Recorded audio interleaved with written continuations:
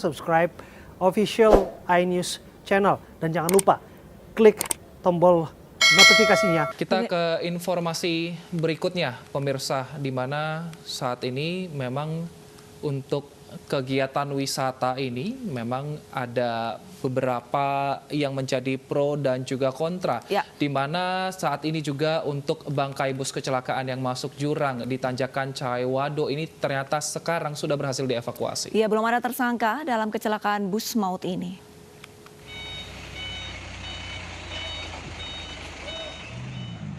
Bangkai bus yang masuk jurang di Wado, Sumedang, Jawa Barat berhasil dievakuasi dengan menggunakan 3 alat berat.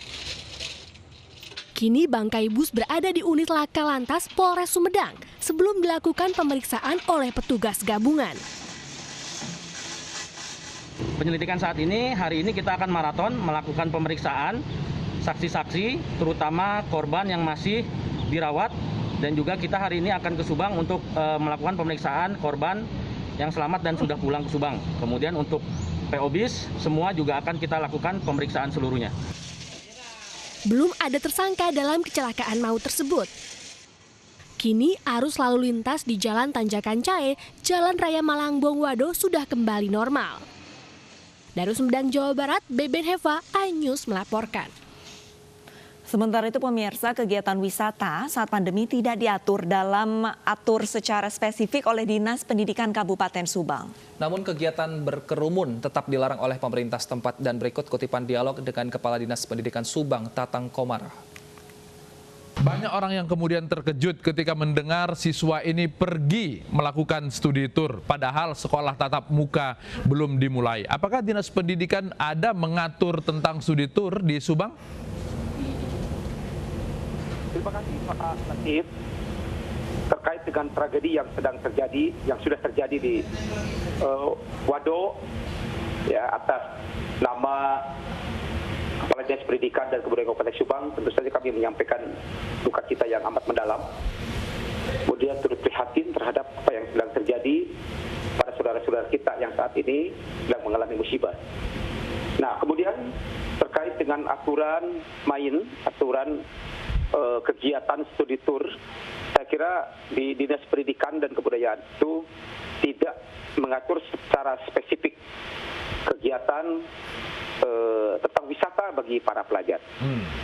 Ya, izin untuk sekolah harus dimintakan karena terkait dengan pandemi. Apakah bepergian seperti ini berada dalam bus beramai-ramai tidak memerlukan izin atau diberikan wewenangnya kepada sekolah masing-masing?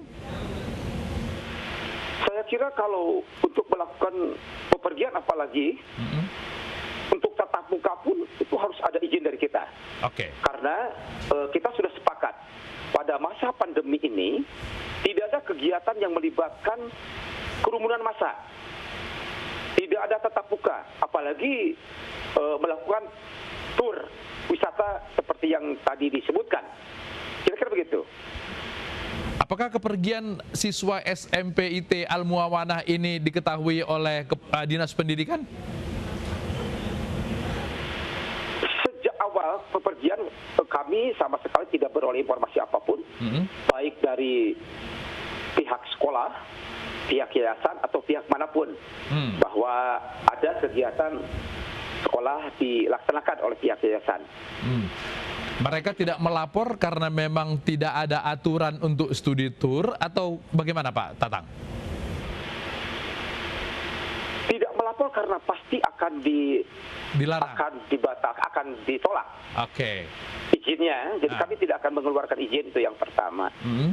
Namun yang kedua, coba mohon ditinjau kembali, diluruskan bahwa nampaknya ini bukan studi tur siswa. Lantas apa ini? Kegiatan ini apa Pak kalau menurut Kepala Dinas Pendidikan?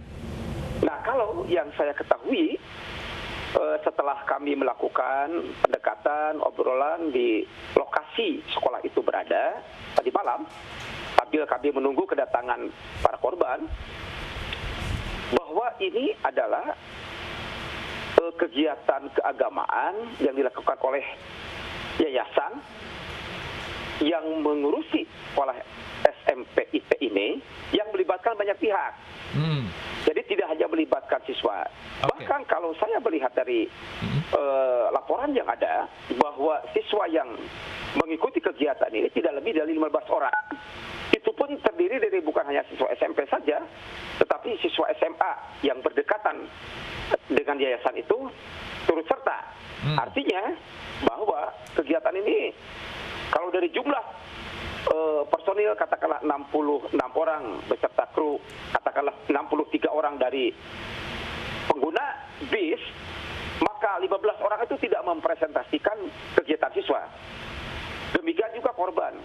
Kalau saya melihat dari korban kebanyakan itu justru orang dewasa, baik itu orang tuanya, guru, maupun masyarakat yang ikut serta di dalam kegiatan wisata religi ini. Oke. Artinya kegiatan ini diadakan oleh yayasan, diikuti oleh beragam pihak, tapi kemudian siswa terlibat di sana, bukan kegiatan sekolah. Tapi Pak Kepala Sekolah ikut serta dalam acara ini. Apakah ikut serta dan menjadi korban? Iya. Ini artinya kemudian kegiatan ini diketahui oleh kepala sekolah atau kepala sekolah juga hanya sebagai peserta? Kepala sekolah dapatnya sebagai penggagas. Karena kepala sekolah sebagai ketua yayasan sekaligus. Nah, beliau juga dengan keluarganya menjadi korban di sana. Iya.